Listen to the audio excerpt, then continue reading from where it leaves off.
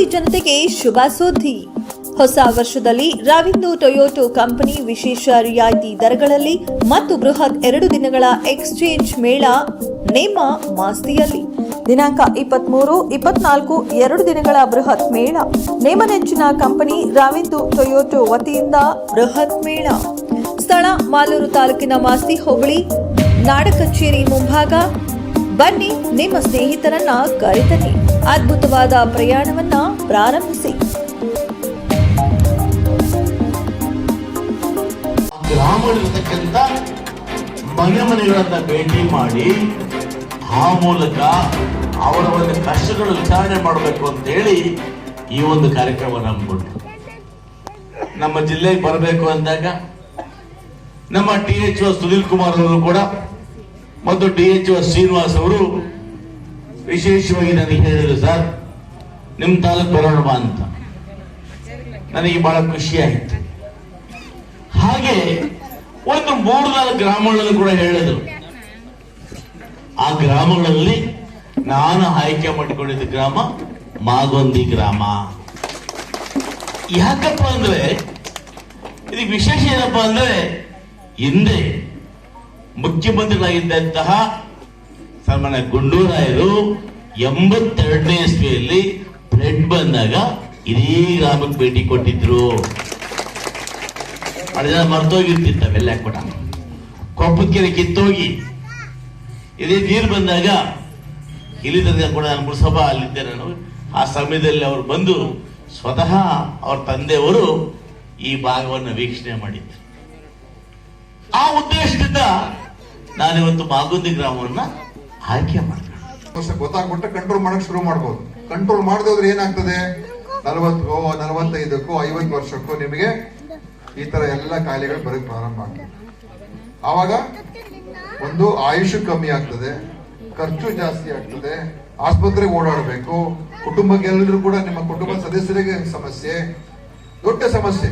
ಇದು ಬಹಳ ವೇಗವಾಗಿ ಬೆಳೀತಾ ಇದೆ. ಚಿಕ್ಕ ವಯಸ್ಸಿಗೆ ಎಷ್ಟೋ ಜನರಿಗೆ ಹಾರ್ಟ್ ಅಟ್ಯಾಕ್ ಆಗ್ತಾ ಉಂಟು, ಕ್ಯಾನ್ಸರ್ ಬರ್ತಾ ಇದೆ. ಯಾಕೆ ಇದೆಲ್ಲ ಆಗ್ತಾ ಇರೋದು? ಒಂದ್ ಕಡೆ ಕಂಟ್ರೋಲ್ ಮಾಡ್ತಾರೆ, ಎರಡನೇದು ನಮ್ಮ ಜೀವನ ಶೈಲಿ. ನಾವು ಏನೇನೋ ಆಹಾರ ತಿನ್ನುವಂಥದ್ದು, ಓಡಾಟ ಇಲ್ಲ, ಎಲ್ಲೂ ಹೆಚ್ಚು. ಗ್ರಾಮೀಣ ಪ್ರದೇಶದಲ್ಲಿ ಕಮ್ಮಿ, ಹಂಗ್ ನೋಡಕ್ ಹೋದ್ರೆ ನಗರ ಪ್ರದೇಶ ಇನ್ನೂ ಹೆಚ್ಚಾಗ್ತಾ ಉಂಟು. ಯಾಕಂದ್ರೆ ಅವ್ರು ಓಡಾಟನೇ ಇರೋದಿಲ್ಲ, ಕೂತ್ಕೊಂಡೇ ಇರ್ತಾರೆ, ಟಿವಿ ನೋಡ್ತಾ ಇರ್ತಾರೆ. ಸಾಯಂಕಾಲ ಆದ್ರೆ ಟಿವಿ ಆನ್ ಮಾಡ್ಬಿಡೋದು, ಸೀರಿಯಲ್ಗಳು ನೋಡ್ತಾ ಇರೋದು. ಈ ತರ ಸಮಸ್ಯೆಗಳು. ಮಕ್ಕಳಲ್ಲೂ ಕೂಡ ಆಟ ಆಡೋದು ಕೂಡ ಕಮ್ಮಿ ಆಗ್ತಾ ಉಂಟು. ಇದನ್ನ ನಮ್ಮ ಜೀವನ ಶೈಲಿ ಬದಲಾವಣೆ ಆಗ್ಬೇಕು. ನಮ್ಮ ಆಹಾರದ ಸೇವನೆ ಬದಲಾವಣೆ. ಬರೀ ಅಕ್ಕಿ ತಿನ್ನೋದು ಜಾಸ್ತಿ, ಬೇರೆ ಅಗತ್ಯ ಇರುವಂತ ತರಕಾರಿ ಇರ್ಬೋದು, ಬೇರೆ ಬೇರೆ ಏನು ಒಳ್ಳೆಯ ಪೌಷ್ಟಿಕ ಆಹಾರಗಳನ್ನ ತಗೊಳ್ತೇ ಇರುವಂತದ್ದು, ಇದೆಲ್ಲ ಇದಕ್ಕೆ ಕಾರಣ. ಸೊ ಇದನ್ನ ನಾವು ನಿಯಂತ್ರಣ ಮಾಡಿದ್ರೆ ನಮ್ಮ ಜೀವನ ಚೆನ್ನಾಗಿರ್ತದೆ, ಆಯುಷ್ ಹೆಚ್ಚಾಗ್ತದೆ, ಮತ್ತು ಆರೋಗ್ಯ ಚೆನ್ನಾಗಿದ್ರೆ ನಾವು ಏನ್ ಬೇಕಾದ್ರೂ ದುಡಿಬಹುದು. ಆರೋಗ್ಯ ಕೆಟ್ಟ ಪರಿಸ್ಥಿತಿ ಬಂದ್ರೆ ದುಡಿಯೋದಕ್ಕೂ ಆಗೋದಿಲ್ಲ. ಈಗ ಎಕ್ಸಾಕ್ಟ್ ಈಗ ನಮ್ಮ ಇಲಾಖೆಯವರು ಎಲ್ಲ ಕಡೆ ತಪಾಸಣೆಗಳು ಮಾಡ್ತಾ ಇದ್ದಾರೆ. ಮಾಡಿ ಕೆಲವು ಕಡೆ ಎಲ್ಲ ಅದರಲ್ಲಿ ಈ ಕಳಪೆ ಗುಣಮಟ್ಟದ ಔಷಧಿಗಳು ಸಿಕ್ಕಿರುವಂಥದ್ದು ಅದು ಕೂಡ ಗೊತ್ತಾಗಿದೆ. ಅವ್ರ ಮೇಲೆಲ್ಲ ಈಗ ಕ್ರಮಗಳು ಕೂಡ ಮಾಡ್ತಾ ಇದ್ದೀವಿ. ಮತ್ತು ನಮ್ಮಲ್ಲಿ ಏನಾಗಿದೆ, ಈ ಡ್ರಗ್ ಇನ್ಸ್ಪೆಕ್ಟರ್ ಕೊರತೆ ಇದೆ. ಅದು ಸುಪ್ರೀಂ ಕೋರ್ಟಲ್ಲಿದೆ.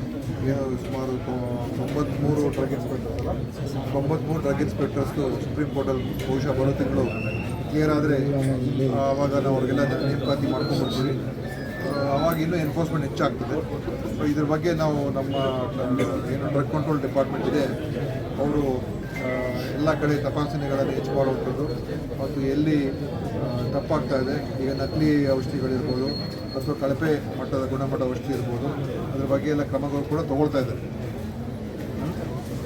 ಬೇರೆ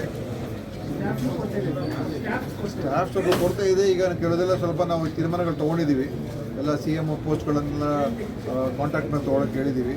ಆಮೇಲೆ ಗ್ರೂಪ್ ಡಿನೂ ಕೂಡ 100% ಫಿಲಪ್ ಮಾಡ್ಕೊಳ್ಳೋದಕ್ಕೂ ಸರ್ಕಾರದ ಕಳಿಸ್ಕೊಟ್ಟಿದ್ದೀನಿ. FD ಮುಂದೆ ಇದೆ, ಮುಖ್ಯಮಂತ್ರಿ ಅವ್ರದ್ದು ಮಾತಾಡಾಗಿದೆ. ಅನುಮೋದನೆ ಸಿಕ್ಕಿದ ತಕ್ಷಣ ಈಗ ಏನೇನು ಗ್ರೂಪ್ ಡಿ ವೇಕೆನ್ಸಿ ಅದನ್ನು ಕೂಡ ಫಿಲಪ್ ಮಾಡ್ಕೊಳ್ತೀವಿ. ಆಮೇಲೆ ಉಳಿದಿರೋದು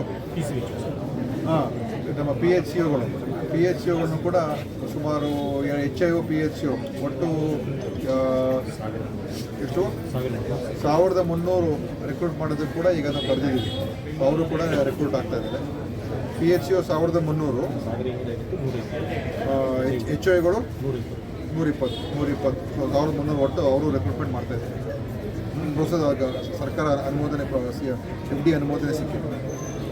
ಈ ಆಸ್ಪತ್ರೆ ಚೆನ್ನಾಗಿದೆ, ಆದರೆ ಕೆಲವು ಇದರಲ್ಲಿ ಸ್ವಲ್ಪ ಇನ್ನೂ ಒಂದು ಉತ್ತಮ ಮಟ್ಟಕ್ಕೆ ತೊಗೊಂಡು ಹೋಗ್ಬೋದು. ಅದರಲ್ಲೂ ಕೂಡ ಈ ಏನು ಸ್ತ್ರೀ ತಜ್ಞರು ಮತ್ತು ಹೆರಿಗೆ ಮಾಡೋದ್ರಲ್ಲಿ ಸ್ವಲ್ಪ ಹಿಂದೆ ಇದೆ, ಮಿಕ್ಕಿದೆಲ್ಲ ಸ್ವಲ್ಪ ಚೆನ್ನಾಗಿದೆ. ಅದನ್ನು ಇಂಪ್ರೂವ್ ಮಾಡೋದಕ್ಕೆ ನಾವು ಹೇಳಿದ್ದೀವಿ. ಸ್ಕ್ಯಾನಿಂಗ್ ಡಾಕ್ಟ್ರು ವಾರಕ್ಕೊಂದು ದಿವಸನೇ ಬರುತ್ತಾರೆ. ಅದು ಏನಾಗಿದೆ, ಈಗ ಇಬ್ಬರೇ ಇರುವಂಥದ್ದು ರೇಡಿಯಾಲಜಿಸ್ಟು. ಸೊ ಇಡೀ ಜಿಲ್ಲೆಗೆ ಸೊ ಅವ್ರು ಬೇರೆ ಬೇರೆ ದಿವಸ ಬೇರೆ ಬೇರೆ ಕಡೆ ಹೋಗ್ತಾ ಇದ್ದಾರೆ. ಅದನ್ನು ಯಾವ ರೀತಿಯಾಗಿ ಈಗ ನಾವು ಒಂದು ಮೀಟಿಂಗ್ ಕರೆದಿದ್ದಾರೆ ನಮ್ಮ DHO ಇಲ್ಲಿಯ ರೇಡಿಯಾಲಜಿ ಅಸೋಸಿಯೇಷನ್ ಅವ್ರ ಜೊತೆಯಲ್ಲಿ. ನಾವು ಅವರು ಪ್ರೈವೇಟ್ ಅವರು ಕೇಸ್ ಬೇಸಿಸ್ ಮೇಲೆ ಬರೋದು ಕೂಡ ನಾವು ಅವಕಾಶ ಕೊಡ್ತೀವಿ. ಸೊ ಖಾಸಗಿಯವರು ಒಂದು ದಿವಸ ಬಂದು ಒಂದು 20 ಕೇಸು 50 ಕೇಸು ಮಾಡ್ತೀವಿ ಅಂತ ಹೇಳಿದ್ರೆ ಪರ್ ಕೇಸ್ ನಾವು ದುಡ್ಡು ಕೊಡೋಕ್ಕೂ ರೆಡಿ ಇದ್ದೀವಿ. ಸೊ ಅವ್ರ ಜೊತೆ ಚರ್ಚೆ ಮಾಡೋದಕ್ಕೆ ನಾವು ಹೇಳ್ತೇವೆ. ಯಾಕಂದರೆ ಇಲ್ಲೇ ಸ್ಥಳೀಕರು ಯಾರಾದರೂ ಇದ್ದರೆ ಅವ್ರು ವಾರಕ್ಕೆ 2 ದಿವಸ ಬಂದ್ಬಿಟ್ಟು ಹೋಗ್ಬೋದು. ನಾವು ಆ ಕೇಸ್ ಮೇಲೆ ಅವ್ರಿಗೆ ದುಡ್ಡು ಕೊಡೋ ಥರನೂ ಮಾಡ್ತಾಯಿದ್ವಿ. ಅದನ್ನು ಕೂಡ ಪ್ರಪೋಸಲ್ ಇಟ್ಟಿದ್ದೀವಿ. ಸೊ ನೋಡೋಣ ಏನಾಗ್ತದೆ. ಆಮೇಲೆ ಬಾರ್ಡ್ರ್ PHCಯಲ್ಲಿ ಡಾಕ್ಟ್ರ್ ಇರೋದು ತಪ್ಪನಹಳ್ಳಿ ಅಂತ ಬಾರ್ಡ್ರ್ ಹಾಸ್ಪಿಟ್ಲೆಲ್ಲ ಇದೆ, ಯಾವಾಗ ಮುಚ್ಚಿರುತ್ತೆ ಅಂತ ಚೆಕಪ್ ಮಾಡ್ತೀನಿ. ಡಾಕ್ಟ್ರ್ ಇಲ್ಲದೆ ಡಾಕ್ಟ್ರ್ ಬಹುಶಃ ಇದೆಯೋ ಇಲ್ಲ ಕಾಂಟ್ರಾಕ್ಟ್ ಡಾಕ್ಟರ್ಸು. ಹಾಂ, ಈಗ ಕಾಂಟ್ರಾಕ್ಟ್ ಡಾಕ್ಟರ್ ತೊಗೊಳ್ಳೋದಕ್ಕೆ ಅವಕಾಶ ಇದೆ. ಈಗ ಅವರು ಕೂಡ ಎಲ್ಲ ಕರೀತಾ ಇದ್ದಾರೆ. ಸೊ MBBS ಡಾಕ್ಟರ್ಗಳನ್ನ ಕಾಂಟ್ರಾಕ್ಟ್ ಮೇಲೆ ತೊಗೊಳ್ಳೋಕೆ ಕೂಡ ಅವಕಾಶ ಮಾಡಿಕೊಟ್ಟಿದ್ದೀವಿ. ನಿರ್ಭಯ್ ಮೀಡಿಯಾ ಚಾನೆಲ್ ವೀಕ್ಷಿಸಿ, ಸಬ್ಸ್ಕ್ರೈಬ್ ಮಾಡಿ, ಲೈಕ್ ಮಾಡಿ, ಶೇರ್ ಮಾಡಿ.